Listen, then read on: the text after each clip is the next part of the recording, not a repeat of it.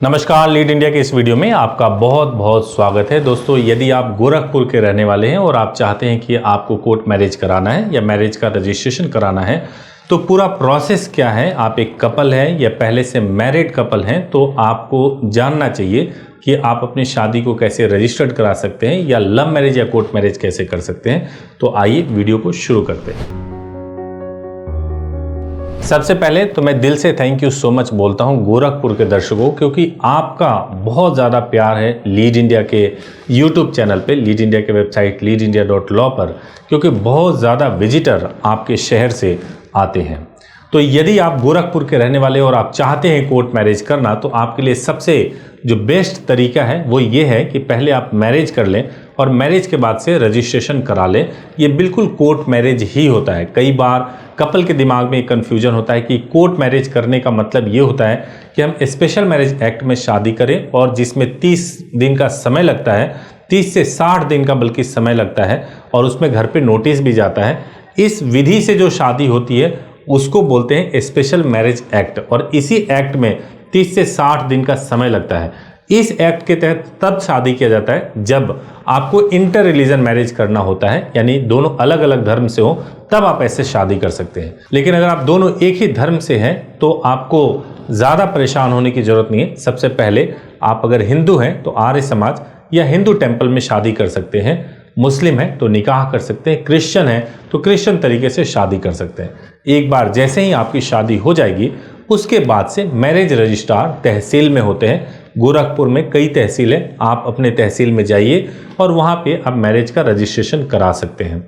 इस पूरे प्रोसेस को करने में 7 से 10 दिन का समय अगर आप अपनी मर्जी से करते हैं तो लगता है। एक्सपर्ट के माध्यम से कराएंगे तो सेम डे में आप इस प्रोसेस को करा सकते हैं। अब आपके मन में सवाल होगा कि अपनी मर्जी से कराऊंगा तो 7 से 10 दिन क्यों लगता है? क्योंकि अगर आप पूरे प्रोसेस को जानते नहीं है, पहली बार आप जाएंगे कराने के लिए, तो उस पर कई गलतियां हो जाती हैं, फाइल रिजेक्ट होती है, इस वजह से टाइम ज़्यादा लग जाता है।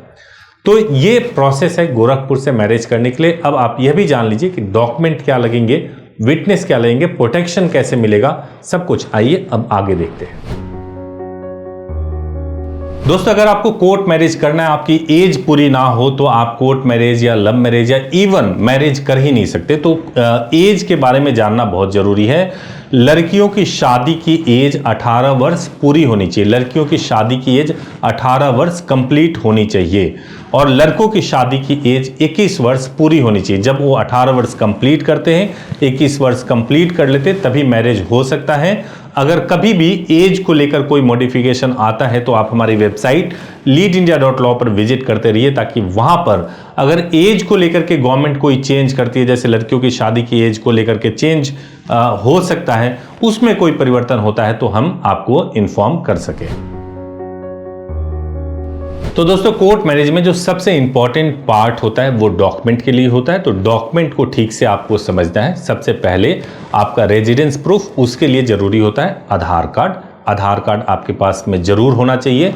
और दूसरा जो होता है वो होता है आपका बर्थ प्रूफ। बर्थ प्रूफ में या तो आपके पास बर्थ सर्टिफिकेट होना चाहिए, बर्थ सर्टिफिकेट नहीं है तो आपके पास में 10th की मार्कशीट होना चाहिए। अगर 10th की भी मार्कशीट नहीं है तो आपके पास में ड्राइविंग लाइसेंस या फिर पासपोर्ट होना चाहिए। इन चारों में से अगर कोई भी डॉक्यूमेंट है तो बर्थ प्रूफ के लिए कंसीडर किया जाता है। इसके अलावा जो तीसरा डॉक्यूमेंट होता है वो डॉक्यूमेंट होता है आपका आईडी प्रूफ, चाहे आपके पास पैन कार्ड हो या फिर आपके पास वोटर आईडी हो। और अगर दोनों में से कुछ नहीं है और आप गवर्नमेंट एम्प्लॉय हैं तो आपके पास गवर्नमेंट से इशू किया हुआ अगर आई कार्ड है तो वो भी चलेगा। अगर डॉक्यूमेंट आपके पास कम है तो आप हेल्पलाइन नंबर पे जरूर बात करिए और आपके केस को देख करके हम गाइड करेंगे। एक कपल के दिमाग में जो सबसे बड़ी दुविधा होती है वो प्रोटेक्शन को लेकर के होती है कि अगर मैंने कोर्ट मैरिज किया तो शादी से पहले, कोर्ट मैरिज से पहले और कोर्ट मैरिज के बाद मुझे किस तरह से प्रोटेक्शन मिलेगा, और उस प्रोटेक्शन के लिए मेरे पास लीगल क्या गारंटी अवेलेबल है। तो मैं आपको बताऊं कि देश का संविधान सबसे ऊपर होता है और संविधान के आर्टिकल 32 में सुप्रीम कोर्ट को यह अधिकार है कि वो देश के नागरिकों का फंडामेंटल राइट सुरक्षित करे, और हाई कोर्ट को आर्टिकल 226 के तहत यह अधिकार है कि वो नागरिकों के मौलिक अधिकारों की सुरक्षा करे। तो शादी करना, कोर्ट मैरिज करना आपका एक मौलिक अधिकार है। आप किस व्यक्ति से शादी करना चाहते हैं यह तय करने का अधिकार बिल्कुल आपका है। तो अगर आप कोर्ट मैरिज करते हैं तो हम 3 स्टेप्स में आपको प्रोटेक्शन दिलाते हैं। पहला स्टेप तो ये होता है कि हम आपके लिए शादी के दौरान ही लड़की से एक डिक्लेरेशन स्टेटमेंट साइन करवाते हैं जो एफिडेविट पे होता है, जो बहुत इंपॉर्टेंट होता है। इसके अलावा इंटीमेशन लेटर भिजवाया जाता है, न्यूज़पेपर पब्लिकेशन कराया जाता है, और ज़रूरत होता है तो हाई कोर्ट से भी प्रोटेक्शन लिया जाता है। ये सारे स्टेप्स अगर आप फॉलो करते हैं तो आपको प्रोटेक्शन को लेकर के किसी भी प्रकार की चिंता करने की जरूरत नहीं है। तो दोस्तों, आपने पूरा वीडियो देखा। अगर आपके मन में अभी भी कोई संदेह है तो हमारे हेल्पलाइन नंबर 8800445555 पर कॉल कर सकते हैं सुबह 9 बजे से लेकर 8 बजे तक, या हमारी वेबसाइट है leadindia.law, आप उस पर विजिट कर सकते हैं। विजिट करके जो हमारे लॉयर हैं उनसे तुरंत आप सवाल पूछ सकते हैं। तो अगर आपको वीडियो अच्छा लगा हो तो जरूर इसको लाइक कीजिएगा, चैनल को सब्सक्राइब कीजिएगा, ताकि लेटेस्ट वीडियोस, लीगल वीडियोस आपको सबसे पहले मिल सके। Thank you so much for watching this video. Thank you so much.